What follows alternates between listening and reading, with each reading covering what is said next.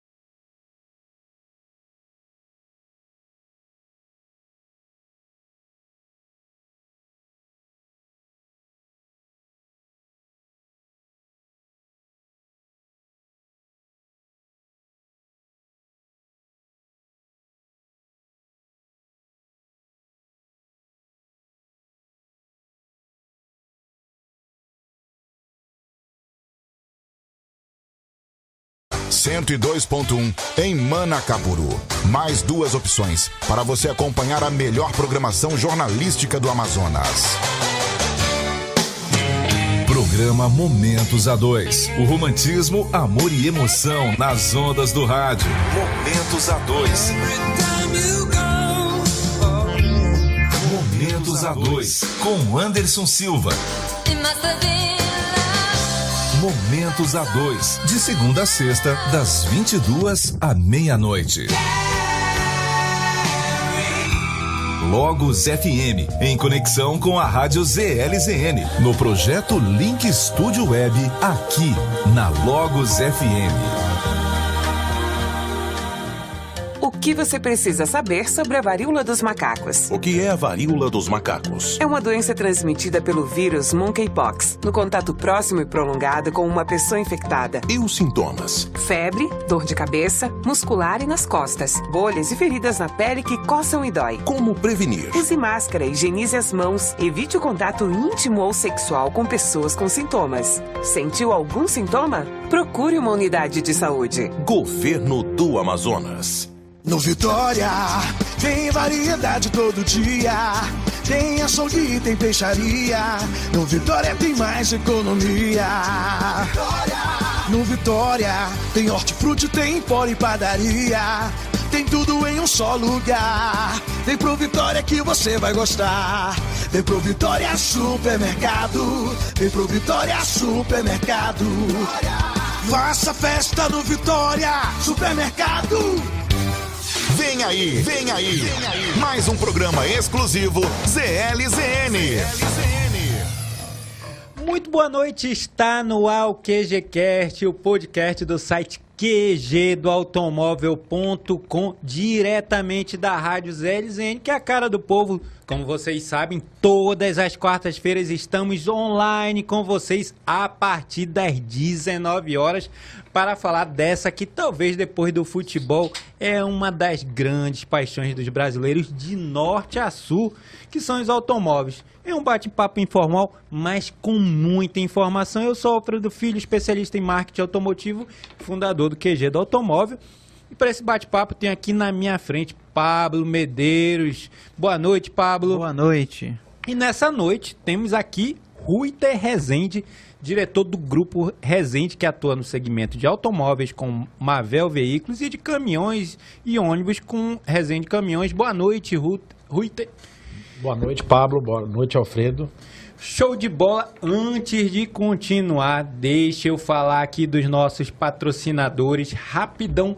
Só na Toyolex você encontra Yaris com câmbio automático a partir de R$ 89.990 e Hilux diesel a partir de R$ 229.990 à vista. Aproveite, bônus e acessórios, placamentos inclusos, ainda conta com 5 anos de garantia para qualquer modelo. Liga no 3621-4006 e conquiste o carro dos seus sonhos. Toyota é Toyolex. Agora, para você que está à procura do seu carro 0 km, agora com o consórcio Toyota ficou mais simples e rápido. E na compra do seu Toyota ainda ganha 1% de cashback do seu consórcio para usar em acessórios ou documentação do seu novo veículo. Além disso, nesse final de mês a Toyolex vai pagar R$ 500 na primeira parcela do seu consórcio Toyota. Campanha válida para todas as fechadas na Toyolex Manaus até o dia 30/9. Para maiores informações, basta ir na Toyolex da Constantino Neri ou mandar um oi no WhatsApp no 981180390. Vou repetir, hein? 981180390. E para você que está pensando em comprar um seminovo, então corre para a Guiar Veículos. Lá você encontra hatch, sedã, SUV, picape, enfim, todos os modelos das principais marcas e o melhor, que todos com garantia total de procedência e preço justo. Nada de ficar rodando por aí, vai logo lá e aproveita. Tem uma equipe de vendas para te ajudar a encontrar o carro que combina com o seu estilo. Não fique na dúvida, as melhores ofertas estão na Guiar Veículos, que fica na Avenida Maceió, esquina com a Rua Teresina, no Adrianópolis. Ou manda uma mensagem no WhatsApp no 994 54 87 48. E eu tenho um recado para você, hein? Você que, caso tenha sido abordado em uma blitz da lei seca e tenha sido constatado que você estava dirigindo sob influência de álcool, você tem alguns problemas aí, hein? Para resolver, que não se limitam apenas, lógico, ao pagamento do valor da multa, que chega a quase R$ 3.000. Além da multa, outro problema que é um motorista pego no bafômetro terá que enfrentar é a suspensão do seu direito de dirigir pelo período de 12 meses. Então, meu amigo, conversa com o Dabella Despachante para analisar seu caso. A consulta é grátis, hein? Pelo WhatsApp, pelo 995 19 49 14. 995 19 49 14. Boa noite, Ruiter. Para a gente começar o nosso bate-papo, imagina, a gente estava aqui conversando antes de iniciar o programa. E cada história, hein? Tem bastante coisa para a gente falar do kart. Você que esteve no início, posso dizer assim, do kart amazonense, ali nos anos 80. Exato. Né? Imagina, correu em lugares que eu particularmente desconhecia, né? Que vem um... Pior que eu também, não sabia não, ele contou mais histórias aí. A gente foi relembrando essas histórias aqui. Justamente. No nosso briefing, né? Eu ultimamente venho procurado a me informar como é que, né, nasceu o kart no Amazonas, como é que começou, e você revelou aqui lugares. Como é que foi que começou a correr, né? Já me contou que teu pai também começou, já é de família, né? A velocidade. Na realidade, a gente começou na década de 80, né? Já tinha pessoas que corriam de kart aqui. E um amigo meu hoje, que é o Chiquinho Lima, eu comprei os primeiros karts usados dele, né? Pra gente começar a brincar de kart. O kart a gente ainda era na frente do Detran antigo. Existia um parqueamento, um estacionamento, onde se fazia os exames de legislação. Ali na Recife, né? Exatamente, na Mário Ipiranga. Hoje eu acho que é uma escola lá, é uma secretaria. Né? Isso, é uma secretaria. E o kart a gente iniciou naquela época. Eu tinha 13 para 14 anos de idade, né? E a gente foi brincando lá e fazendo, gostando. Entrou o meu irmão Juan, correu, que é o mais velho. Eu sou do meio, sou o Ruiter, e o Igner também. O Igner era júnior menor. E durante a nossa brincadeira de kart lá, meu pai também entrou. Então nós fizemos uma equipe grande, uma equipe seta, né? Onde a gente conseguiu, além de correr aqui no Amazonas, corremos em estados em Boa Vista, fomos à inauguração do cartório de Boa Vista. Nós tínhamos um ônibus oficina, que na parte de trás era oficina, tinha umas camas no meio, um motorhome. Aí vocês levaram para lá. A gente vai chegar lá. Nisso, vamos chegar lá, que eu sei que tu tem história aí, imagina, a gente vai falar aí de Bahia, né, que vocês corremos lá. Campeonato Brasileiro de Bahia. Boa Vista, Porto Velho, me contou. Inaugurou lá, né? Os primeiros anos, imagina, começou a contar aí, comprou os karts já usados, né? A gente está falando ali o quê? 84, 86? Por aí, exatamente nessa época aí. Começamos lá em 84, por aí assim, né? Para brincar como um esporte, e aí todo esporte que você tem disputa vira um esporte... Vira um esporte, um hobby caro. O kart Isso. não é um negócio Deixa barato. de ser é um hobby brincadeira, caro, né? Brincadeira. Aí você começa a comprar motor, chassis novo, começa a trazer motores preparados de São Paulo. Enfim, foi uma brincadeira que a gente ficou muitos anos, né? E chegamos a disputar alguns campeonatos brasileiros também. Representando aqui o estado, né? Sim. Fizemos 3 campeonatos brasileiros. Como é que foi os primeiros... Imagina, primeiro campeonato, né, se eu posso chamar assim, tu participou aqui no nosso estado, ali no meio da década de 80? Bom, o primeiro que eram pistas adaptadas, né? Não eram kartódromos. Eram pistas de rua adaptadas. O primeiro local que a gente correu era um estacionamento, um parqueamento, onde se fazia um circuito, colocando pneus, né? Pneus em todo o circuito lá, e você corria, né, e ajustava os karts conforme a pista era montada. Né? Não era um negócio muito profissional. E nós aprendemos assim, e no primeiro campeonato que a gente participou, era mais ou menos... Era um negócio bem amador. Né? Mas tinha muita gente boa. Tinha várias pessoas, várias famílias aqui na nossa cidade que tinham equipes, né? Na época. Então era muita gente. Nós chegamos a ter grids de 25 karts. Caramba. Na época, né? Para você ver, hoje eu não sei quantos karts hoje estão conseguindo colocar no grid lá num kartódromo, mas era um grid de tamanho bem grande aí. As disputas eram bem acirradas também. Isso é verdade, né? Tudo igual ali, você dá uma errada ali, vai lá pra trás, né? E naquela época tu errava, tu juntava meia dúzia de pneu daquele de caminhão não tinha... no peito, né? Os karts não tinham essas proteções que tem hoje, né? As carenagens eram diferentes, era totalmente diferente. Hoje tem alguma regulamentação um pouco maior nas carenagens, no tipo de carenagem para evitar acidente, né? Era uma outra fase mesmo do esporte. Imagina, não tá falando aí do início, né? Você pegou ali um período de poucas opções até no mercado, né? Sim, eram poucas opções. Nós só tínhamos o chassis da Mini, né? Motor V4. Né? Muito tempo depois que começaram a chegar os Parilas, os PCS da vida, os outros motores que... Aí já eram bem melhores, né? Sim, eram mais fortes os outros motores, né? E aí tu falou que tu, por exemplo, correu ali na Ponta Negra, onde é o condomínio lá, o Ponta Negra ali, né? A gente vai lembrando, né? Então assim, o kart teve esse início, eu iniciei nessa fase que era na frente do Detran antigo, né? Nós tivemos ali onde é a Ponta Negra 1, era um loteamento da Cham, parece que teve um litígio de muitos anos e as ruas estavam asfaltadas, então aquilo ali virou o nosso cartódromo durante um bom tempo, né? Nós corremos também lá no Distrito Industrial, próximo ao Novo Hotel, né? Tinha uma rotatória lá, um circuito bem legal, um circuito de alta, né? Que tinha subidas, tinha descidas, né? E corremos também lá atrás, lá no Vivaldão, né? Ali no estacionamento, né? No estacionamento... lá por trás, isso, exatamente. Estacionamento ali do Vivaldão, ali na Pedro Teixeira, ali, aquele lado lá. Exato. E eu aí, lembro por disso. último, o kartódromo, né? Que foi um sonho muito grande da época nossa de infância, virou realidade e a gente teve essa fase do kartódromo. Nós chegamos a parar um tempo de correr e depois voltamos também. É uma história engraçada, né?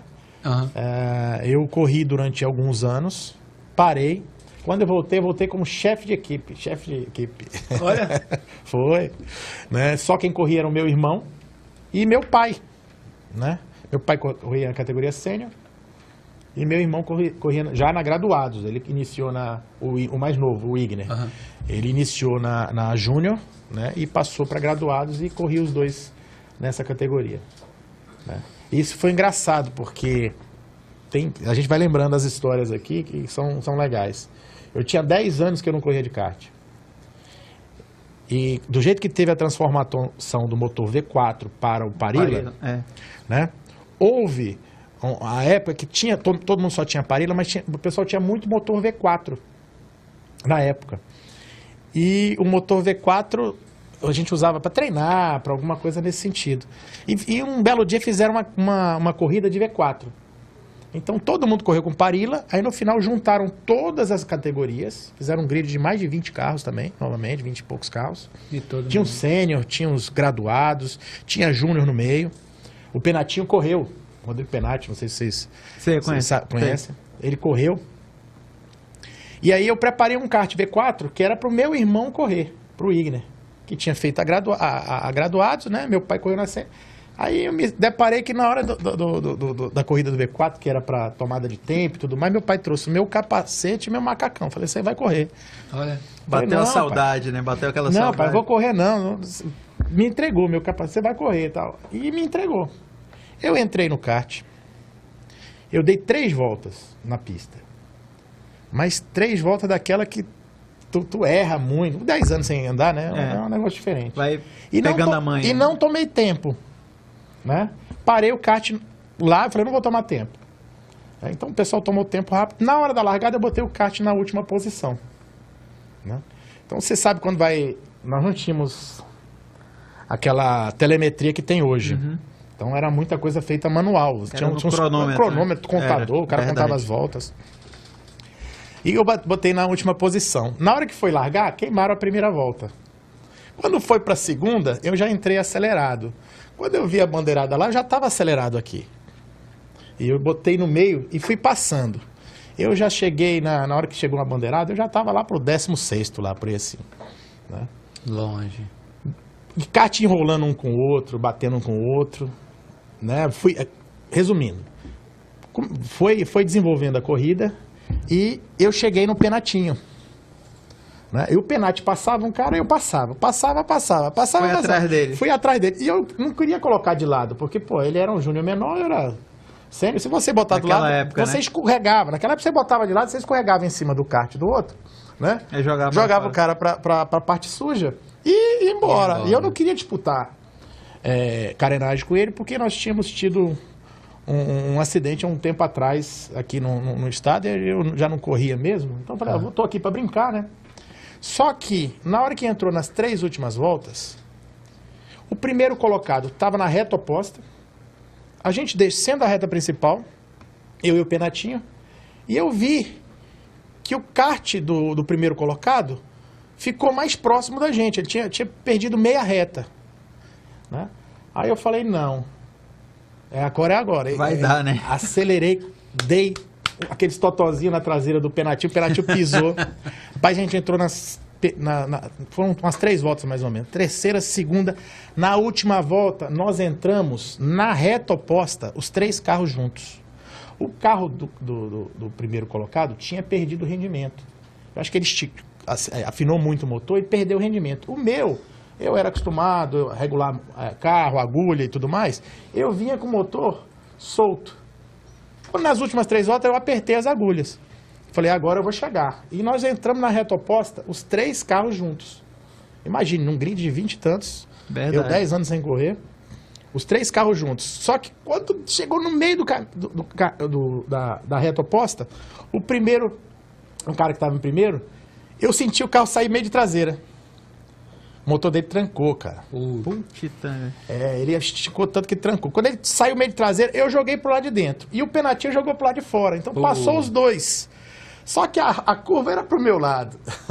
Aí tu só fez espalhar. Eu só peguei, ainda fiz assim, ó. Desculpa. Ainda fiz assim, ainda dei um tchauzinho pro Penatinho e ganhei a corrida. Eu tava 10 anos sem correr e ganhei essa corrida. Né? Tem um pouco de sorte nessa história, porque a gente tinha... teve muita gente que se embolou no meio do caminho, né? A gente foi passando. Né? E aí o motor que estava em primeiro colocado estourou. Né? E chegar na metade da última volta, você sair de terceiro para primeiro, não é toda a corrida. Foi lá para brincar, né? Quando viu, dá para ganhar. Fui para ser chefe de oficina esse dia. Né? E ganhei a corrida. Foi a última corrida que eu disputei na minha vida de kart, foi essa. Mas, Rui, tu contou aqui, imagina, tem muita história boa para contar, né? E como é que foi a sensação de correr ali no entorno do teatro. Acredito que verdade, muitas pessoas como eu não sabia que tinham montado uma pista já ali. tinham corrido ali em torno ao Teatro Amazonas, que não é para todo mundo, né? Olha, a gente vê o tanto que isso foi importante, né, pra gente como um marco do kart aqui na nossa cidade e pra gente mesmo. Tanto que o teatro é um símbolo especial para todos nós aqui da região. Mas assim, a corrida que a gente teve lá, teve várias corridas, mas teve uma que marcou também, que foram corridas de longa duração. A gente corria uma hora. Então você parava no box, abastecia o carro, saía novamente, regulava freio, trocava pastilha de freio às vezes. Tinha gente que teve todo esse processo, como se fosse uma mini corrida de Fórmula 1 mesmo, né? Um grande prêmio. Teve gente que furou pneu, que teve que trocar pneu, né? Enfim. E foi uma corrida fantástica, porque ali é um circuito um pouco de alta, mas tu tinha descida e tinha subida, né? Então, para diminuir um pouco a velocidade, que pela relação que a gente usava na época, eu acredito que o carro dava uns 110, 120 km por hora no curvão da praça, né? Foram feitos alguns S's, alguns games com pneu no meio do trajeto, para diminuir a velocidade. Mas, não tem como descrever as coisas daquela época, porque a turma era muito boa, né? Eu estava recordando aqui que essa corrida de uma hora, a carenagem do meu carro quebrou e levou com ele o cabo do acelerador que passava no meio da carenagem. E eu terminei a corrida, eu acho que mais de 20 minutos, 30 minutos, acelerando com um braço e pilotando com o outro. Né, Imagina num kart, né? Terminou a corrida, eu não conseguia levantar os braços de tanta dor que eu tinha. Mas ainda consegui ficar em terceiro lugar nessa corrida de longa duração lá. Aquela época era uma época muito bonita, muito legal, né? Agora, vocês precisavam ver a quantidade de pessoas que iam assistir o kart. Imagino. Era um negócio bem impressionante. Eu não sei como é que está hoje, depois do kartódromo, mas era bem assistido na época pela população. Imagino, um local aqui icônico, né? Exatamente, né? Um local icônico.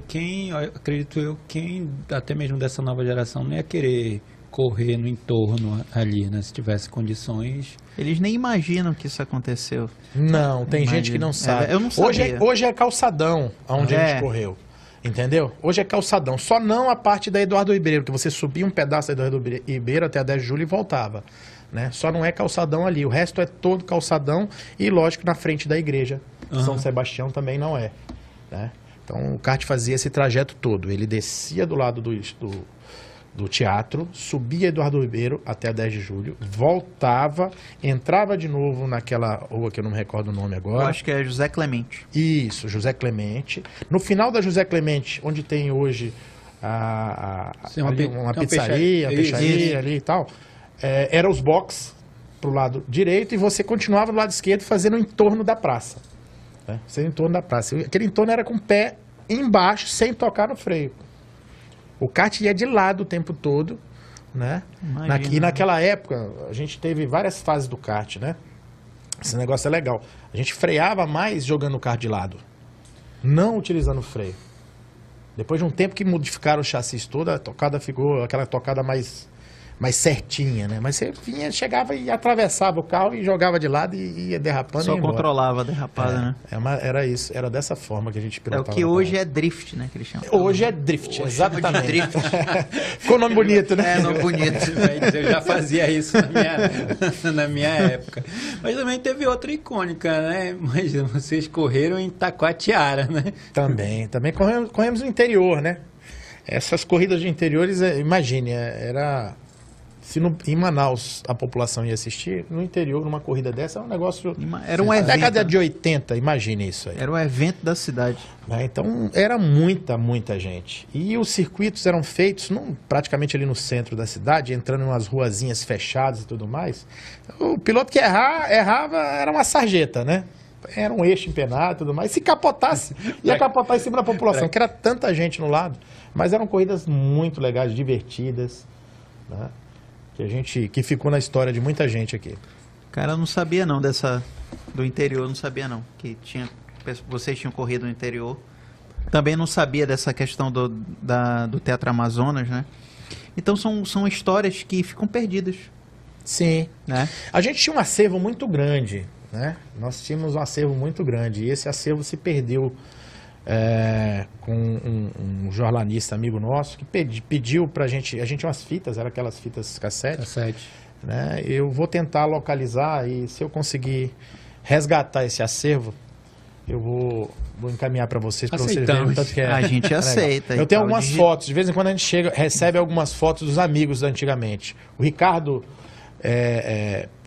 Pereira mandou uma foto na época que a gente estava lá no Rio de Janeiro, no cartódromo do Rio de Janeiro. Né? O William mandou umas fotos também de algumas competições que a gente fez do kart. Eu vou ter alguma coisa para passar para vocês aí dessa época que a gente corria. E, Ruita, não ficou somente no Amazonas, né? Vocês também foram pro Campeonato Brasileiro Intercontinental, não é isso? Na realidade, a gente foi pro Campeonato Brasileiro de kart. Né? A gente correu 3 campeonatos brasileiros. O do Rio de Janeiro. Equipe Seta. Um de Goiânia, um do Rio de Janeiro. Porque cada ano era um lugar, né? Eles faziam no Brasil. Lá na Bahia foi no cartódromo de Lauro de Freitas, né? Em 1991. No Rio de Janeiro foi no cartódromo de Interlagos. Em Goiânia eu não lembro exato onde foi, mas acho que foi no autódromo também. Eu tive um resultado. Eu também já não corria. Eu já estava no final da minha carreira, eu estava levando o Igner para correr. O Igner que estava correndo esses campeonatos. Então, em Goiânia foi ele correu, no Rio foi ele correu. E na Bahia, estava naquela transição dos motores. Do V4 pro Parila. Pro Parila e tal. E todo o Campeonato Brasileiro era do V4. Mas fizeram uma categoria intercontinental, que eram os motores que estavam chegando da Europa. Parila. Identificar intercontinental. E quem tinha intercontinental entrava nessa categoria. Nós não tínhamos esses motores. Né? Só que o Mário Sérgio Carvalho, que era um dos preparadores da época mais famosos do Brasil, ele passava 30 motores na pista, vendia os motores, ele tinha os pilotos dele, que eram pupilos deles lá, que pegavam os melhores motores, enfim. E ele tinha essas Parilas e alugou. Meu pai passou, falou, eu quero alugar. E essa história é legal, porque meu pai pediu para alugar, falou, eu quero alugar. Não alugo para todo mundo, não, e tal. Tá bom. E o meu pai foi embora. E nosso ônibus, aquele ônibus que eu falei para vocês, que era a oficina, a gente tinha uma pintura, uma Amazônia, a gente chamava ele de Amazônia, porque meu pai fez uma pintura de uma Amazônia na lateral dele. Tal. E o ônibus estava lá com a nossa oficina. Aí esse Mário Sérgio passou, olhou os ônibus, voltou lá com meu pai e falou, não, passa lá e pega o motor comigo. E aí eu corri esse campeonato. Eu larguei, se eu não me engano, em 9º e fiquei em 3º na corrida. Né? Consegui chegar em 3º lugar. Então foi o meu melhor resultado no Campeonato Brasileiro e o único, que eu só disputei esse Campeonato Brasileiro. O Igner teve um resultado muito bom, o 6º colocado lá no Rio de Janeiro, que eu digo que foi um resultado muito melhor que o meu, pela disputa que ele teve lá no Rio de Janeiro. Né? Rio de Janeiro foi um ano muito difícil, né? Era para ele ter ficado em 2º ou até mesmo em 1º, mas ele estava muito bem, ele foi jogado para fora numa das baterias, aí ele ficou em 6º. Mas foi em 1990 esse campeonato do Rio de Janeiro. Foi mais duro. Foi duro, mas eu acho que dos nossos feitos do kart, eu considero que o 6º lugar dele é melhor que o meu 3º na categoria intercontinental. Caramba. E quem corria lá? 90 vai ter cara. Gente boa. Putz! Porque 90, imagina, a gente tá falando ali... Cara... Lembra quem corria lá? Bruno Junqueira. Olha aí, pegou essa galera aí. Bruno Junqueira. Tinha... Cara, esses caras eram... Eu vou dizer que... De alto nível. Era tudo alto nível. Tinha atleta... Falou 90. O Fittipaldi ficava nas pistas lá com o piloto dele. O pai do o Fittipaldi... O Wilson? Não. O Christian Fittipaldi? Não. Que essa geração de 90 é Christian Fittipaldi. Não, rapaz. Não. Tinha muitos caras feras lá. E é assim, era um negócio de boxe fechado, de não deixar ninguém ver o que tem dentro. Aí o kart chegava, já botava, fechava. Tinha muito segredo, muito negócio do kart, né? Corrida sempre tem isso, né? Corrida, assim, quando há disputa, sempre tem isso. Imagine, a gente saiu do Amazonas sem ter pista de kart para correr um campeonato brasileiro uma primeira vez no kartódromo. Isso é verdade. Né? Isso nós fomos em Goiânia na primeira vez, depois no Rio e depois na Bahia. Né? Eu lembro que quando nós chegamos do Campeonato Brasileiro da Bahia, né? Foi da Bahia. Do Rio de Janeiro. 91, 90. Do Rio de Janeiro, 90. Nós viemos do Rio de Janeiro do jeito que meu kart estava. Nós perdemos uma corrida aqui porque o caminhão não conseguiu chegar. E aqui teve uma competição. Então, fui na seguinte. Do jeito que os carros chegaram do Campeonato Brasileiro do Rio, nós colocamos na pista aqui em Manaus para andar. Na pista que era fora de estrada, né? Que eu digo que é lá no cartódromo da Antiga Chan, lá na Ponta Negra. Nós levamos tudo. Nós botamos 1 segundo na cabeça do segundo colocado aqui na tomada de tempo. Para vocês verem o tanto que a gente aprende num campeonato brasileiro. O campeonato brasileiro não é fácil. O negócio de competição, o cara passa te oferecendo, sei lá, um escapamento por um determinado valor, tu bota o escapamento lá, ele vem 2 décimos. Né? Aí o cara passa, não, tem um carburador aqui. Era dessa forma nessa época. Vai pegando as peças, né? Diferenciadas, aí vai melhorando a performance. Quer dizer que rolava isso naquela época da Feira das Peças ali ao vivo e a cores. Rolava e tinha isso mesmo. O kart de... Você troca uma vela, troca um escapamento, tu tem um rendimento. Tô aqui com um escapamento melhor e... É isso aí. Caramba.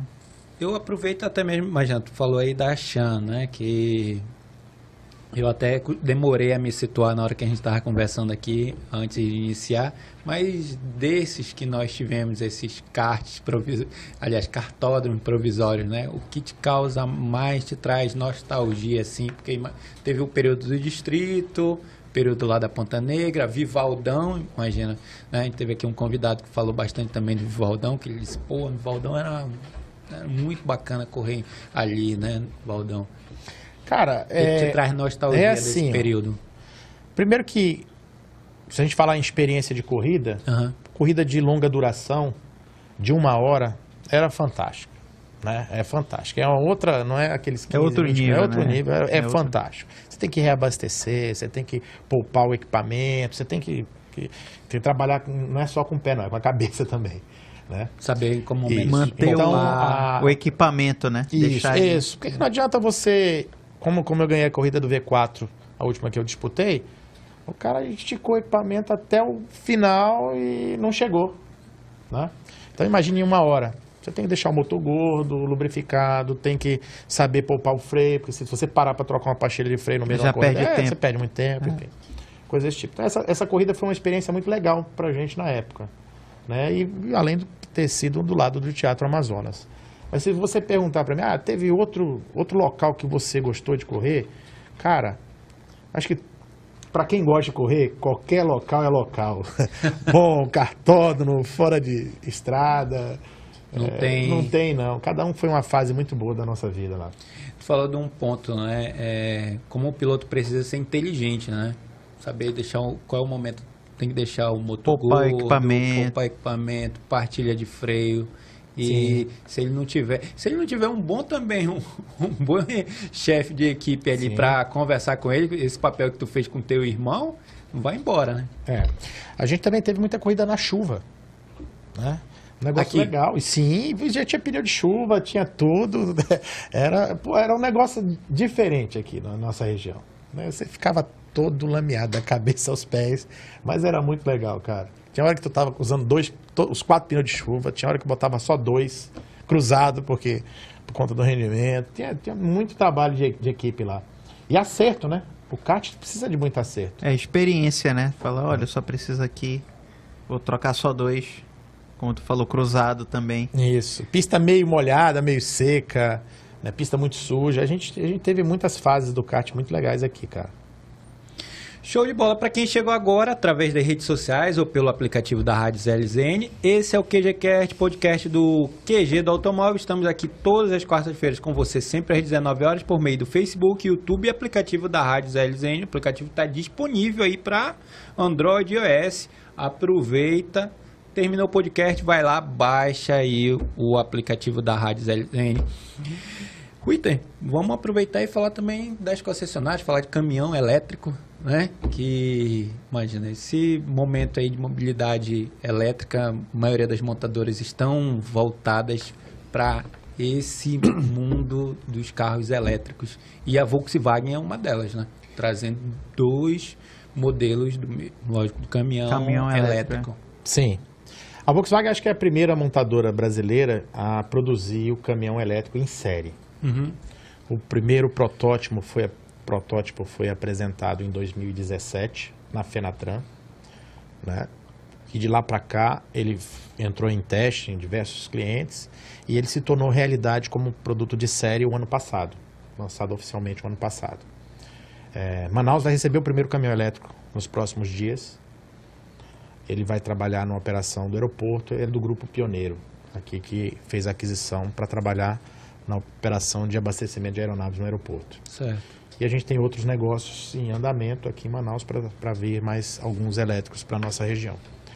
É um futuro, todo mundo... A gente sabe. É um futuro muito, às vezes próximo, às vezes distante, depende do ponto de vista, né? O Brasil tem 65% das suas energias renováveis, né? Porém, se a gente ligar 1/6, 1/8 da frota na tomada, nós temos uma crise de energia. Sim. Né? Não só aqui, né? Em todo mundo. É o mundo todo. Nós temos aí o Texas fazendo reportagem pedindo que as pessoas na alta temperatura não liguem seus carros nas tomadas para não sobrecarregar a rede. Imagina, os Estados Unidos, país de primeiro mundo. Nós temos a Europa que está saindo do carro a diesel, lá a maioria dos carros são a diesel, para um elétrico. Se a gente for olhar em termos de meio ambiente, pô, show de bola, né? Tu está saindo do carro diesel para um elétrico. Só que a energia elétrica gerada deles lá é carvão. Tem uma parte de carvão. Então, tem muita situação a ser entendida aí nessa parte elétrica. Um veículo elétrico, quem compra um veículo elétrico, um caminhão, por exemplo, ele está fazendo um comparativo de vida útil, de custo de operação, custo operacional. Então, esse caminhão elétrico depende da quantidade de quilômetros que o cliente vai rodar, ele vai ter um payback lá no 6º, 7º, 8º ano de vida do caminhão. Certo? Então, você tem um investimento maior inicial, um custo de manutenção menor, e aí a vida de um carro a diesel com um carro elétrico, ela vai se cruzar em um determinado ponto onde o elétrico se torna mais barato. Né? O elétrico é muito novo, os fabricantes dão garantias de baterias de 5 anos, de 8 anos, né? Mas o maior custo realmente é a bateria. No caminhão, você tem um caminhão com autonomia de 150 km ou 250 km. O mesmo caminhão, tu tem uma diferença de 200 a 300 mil reais quase. De cada um. Por conta da autonomia. Né? Então, tá vindo muito forte nos veículos premium, segmento premium, né? Carro de 400, 500 mil. É muito fácil introduzir o elétrico. Sim. Né? Porque a tecnologia já é um carro caro. Né? Mas a preocupação é o carro de entrada. Quanto vai custar um carro de entrada? O Brasil está passando por uma atualização na sua legislação. Aliás, atualização não, está implantando as fases de legislação. Para caminhões e ônibus, entra agora o Euro 6. A partir do dia 1º de janeiro, todos os produtos têm que entrar na fase da Euro 6. Então, os motores nacionais sofrem algumas modificações com implementação do sistema de catalisador muito mais forte para tratamento do pós-tratamento, né?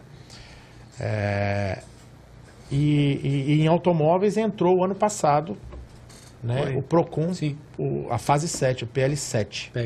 Né, que tiraram aí em torno de 30 veículos de linha. Isso, justamente, que não atendiam no caso, a emissão. No caso da da nossa marca, da Volkswagen que a gente representa, saíram os motores 1.6 de linha, ficaram todos os motores TSIs, né?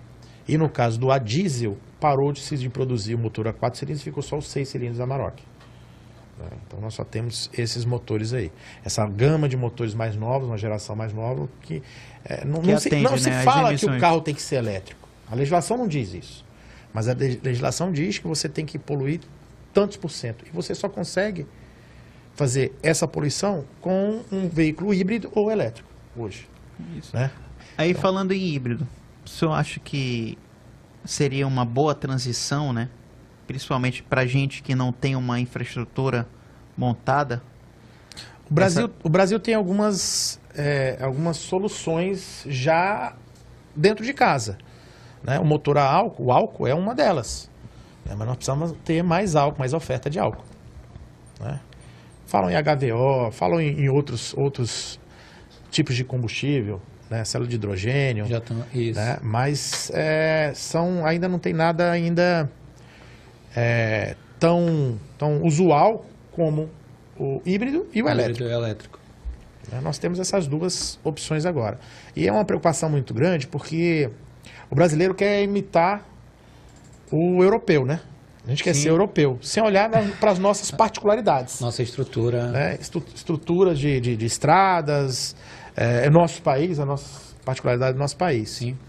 E essas legislações que foram aprovadas... Aí, muito baseada na legislação europeia. Legislação europeia, ela, se não houver uma melhoria dos produtos produzidos no Brasil, nosso parque industrial de veículos, ele fica obsoleto em 2028, com as novas legislações. Então a gente tem um caminho aí, nós estamos em 22. Terminando 22, né?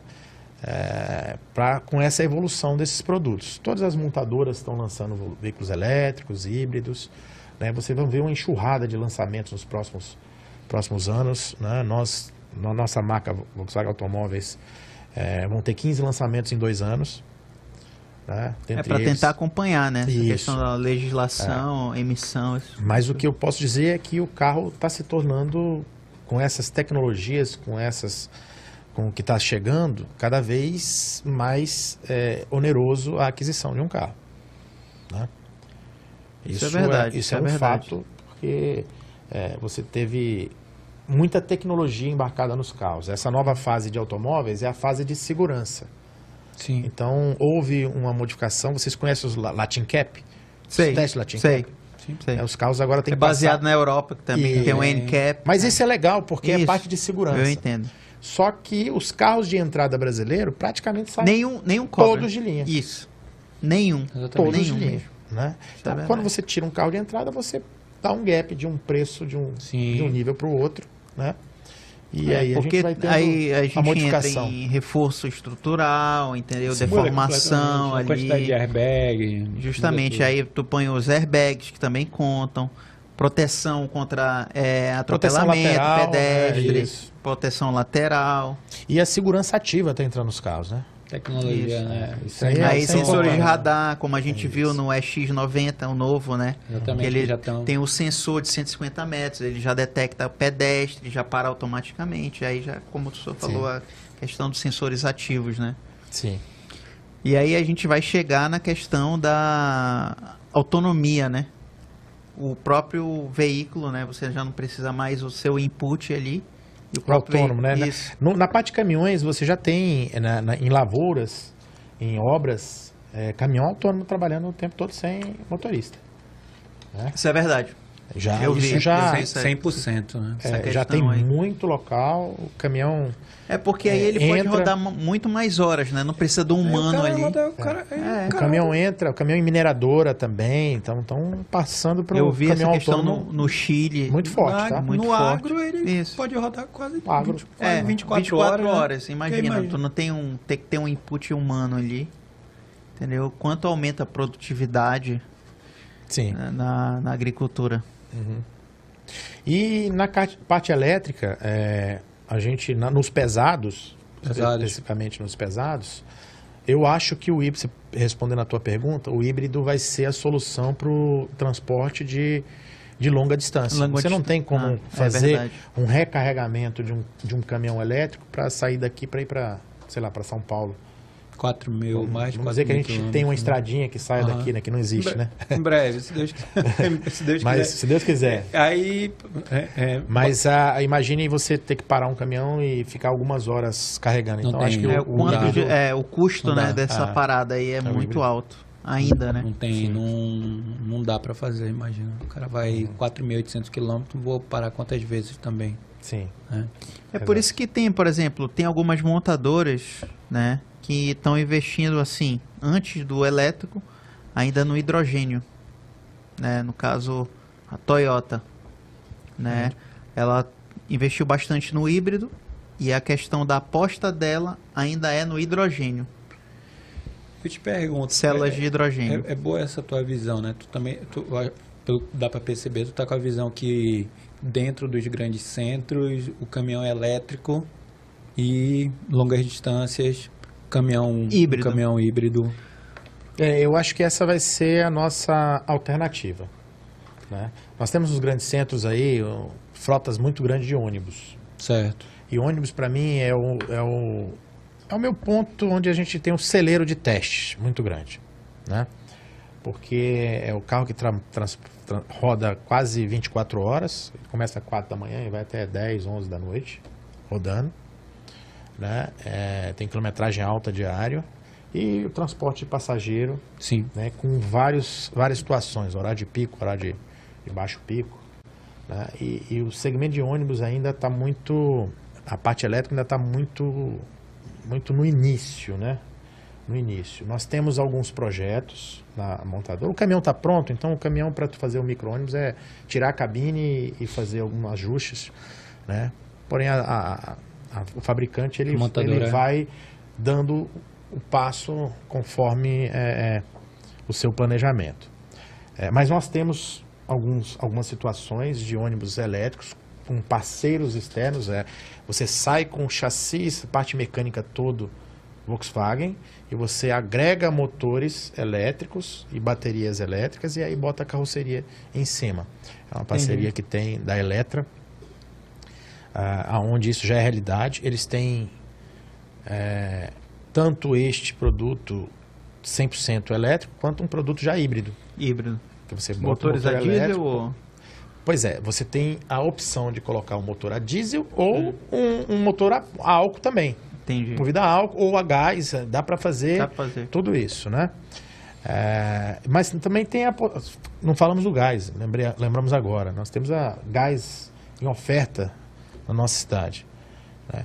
Eu acho que a gente tem um projeto de trazer uns ônibus a gás para o Amazonas para fazer alguns testes, né? E nós vamos ter até uma reunião agora amanhã com o pessoal da MAN, da Latinoamérica, a Volkswagen Caminhões e Ônibus, sobre esse assunto. E eu acho que também seria uma alternativa muito viável para a nossa região. Não sei se vocês sabem, mas não é só o ônibus elétrico ou o caminhão elétrico. Você tem que ter um suporte de carga.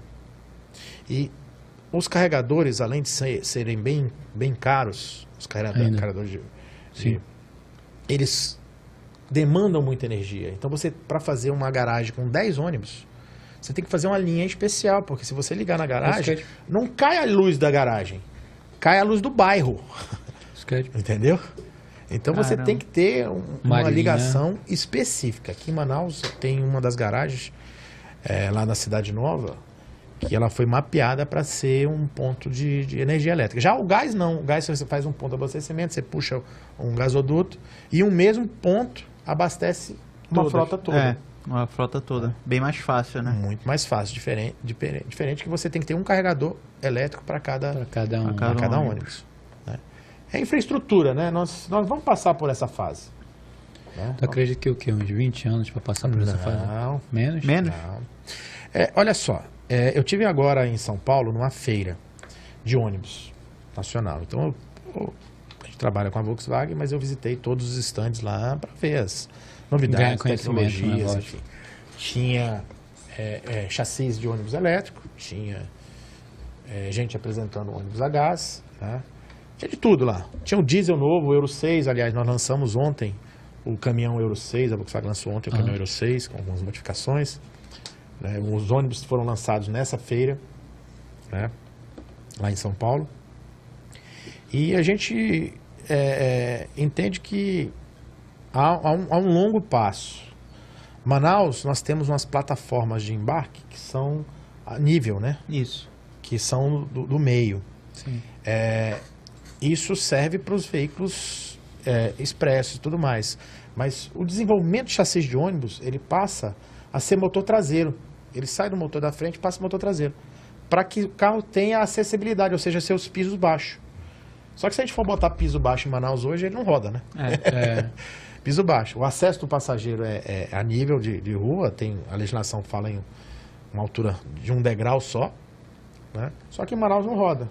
Então a gente vai passar por algumas fases, porque não estão se desenvolvendo. A adaptação mais. aqui é o local, né? Local. A gente vai ter que fazer algumas fases de adaptação. Do jeito que começou-se a fazer ônibus só com porta do lado esquerdo também, direito, para atender esses corredores, daqui a pouco nós vamos ter que passar uma nova fase.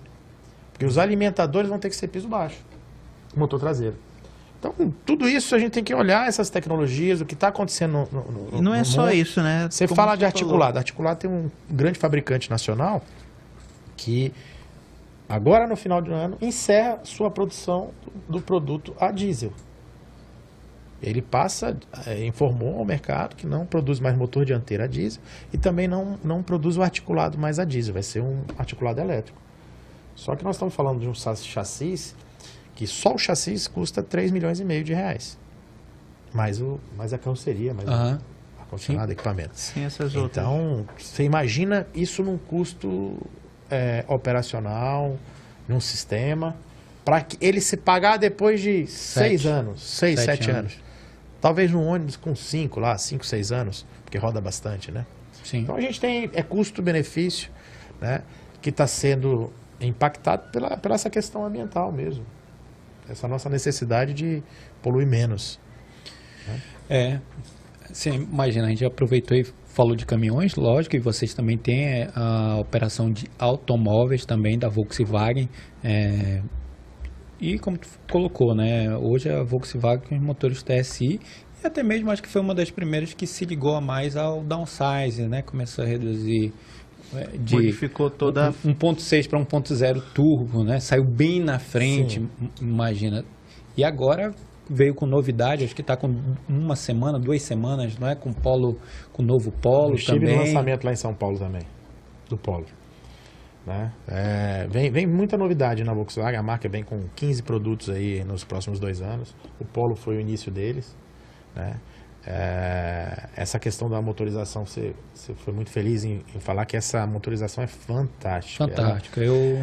Quando saiu esses motores aí, a gente que gosta de caneco gordo, né? Aqueles canecos 4 bocas grandes, carburador, falava em carburador lá atrás e tudo mais. A gente olhava para esses motores e falava, putz, será que vai ter durabilidade? Isso. Porque o consumo, você vê que ele tem um consumo bem menor que um motor de 4 cilindros. E tinha a desconfiança do consumidor também brasileiro, que ele não estava acostumado. É verdade. Estava acostumado a falar assim, não, meu carro é 1.6. 4 cilindros, 1.6. O cara não pensava em torque nem potência. Ele falava em 1.6, 1.0, 1.8. Mas aí a gente chega naquele ponto que a gente já aqui no QG já conversou, né? Tanto aqui no QG Cast quanto no QG Hits, é que o feeling é totalmente diferente. Sim. Né? Você sente ali que tem mais torque, entendeu? Você sente que é mais potente. E aí o mais importante, você sente aqui no consumo. No bolso.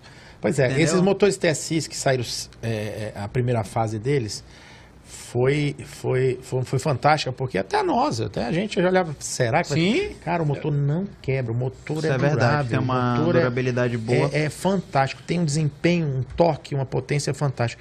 E aí você, quando teve aqueles TSIs, o turbozinho que Você botava o cara e falava, anda no carro. Que motor ele tem? Rapaz, anda no carro. O APzinho. O APzinho TSI. Tampa preta. Cara, tampa preta.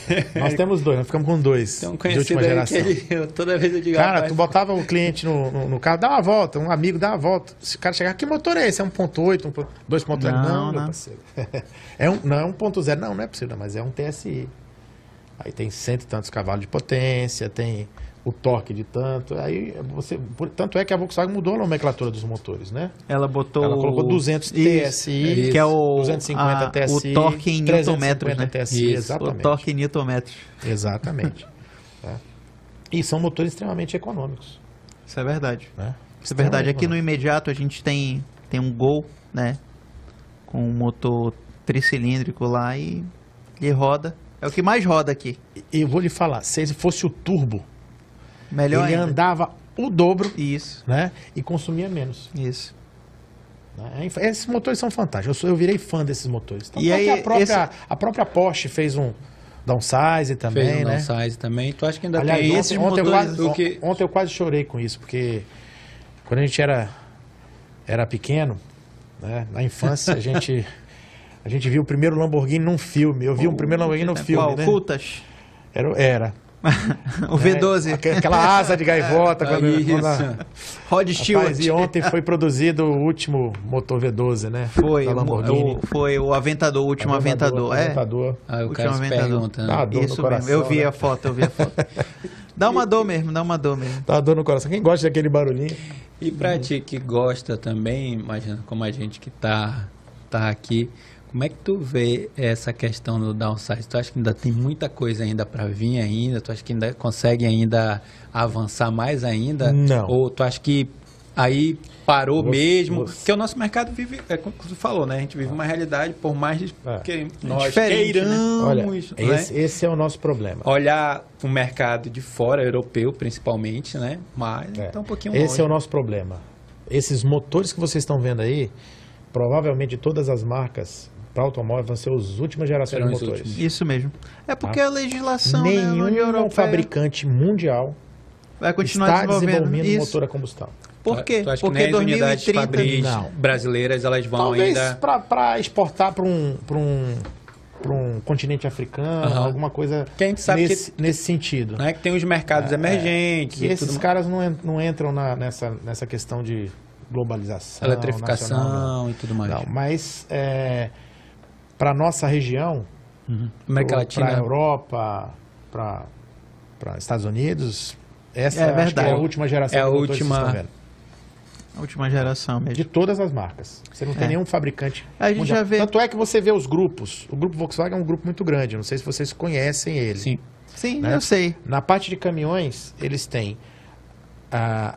São detentores da marca Volkswagen, caminhões e ônibus, da Scania, da MAN, da Navistar, comprou lá nos Estados Unidos agora, e de uma empresa de tecnologia Rio.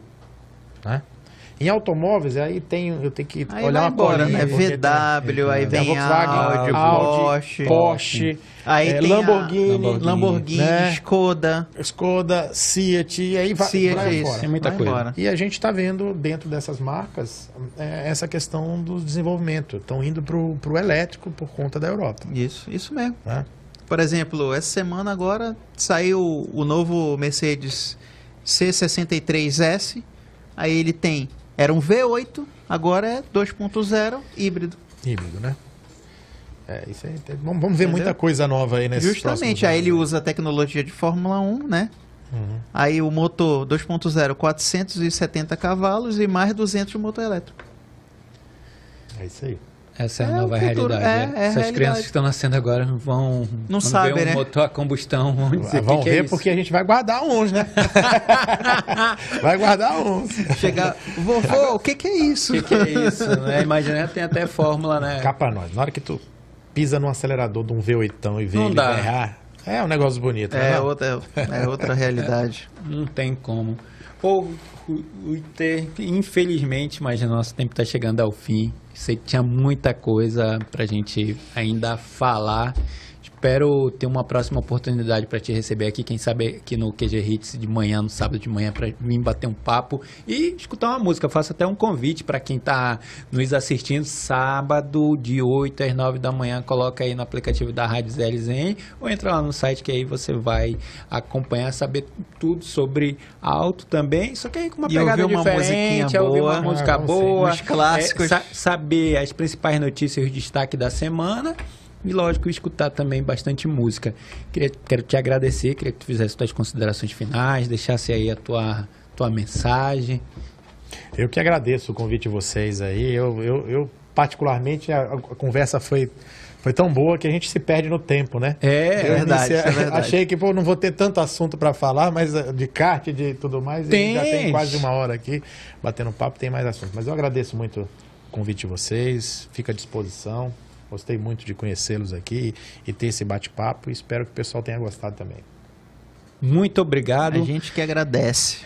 Exatamente, por aceitar o nosso convite e compartilhar com a gente um pouquinho de história, imagina, compartilhar com poucas, eu acredito que até poucas histórias, acho que a gente conseguiu aí fazer até relembrar de algumas aí do kart aí, daquele momento ali do meio dos anos 80 até o início dos anos 90. Quero agradecer também aos nossos patrocinadores. Só na Toyolex você encontra Yaris com câmbio automático a partir de R$ 89.990 e Hilux diesel a partir de R$ 229.990. À vista, aproveita, tem bônus de acessórios e placamentos inclusos e ainda conta com 5 anos de garantia para qualquer modelo Toyota. Liga lá no 3621-4006.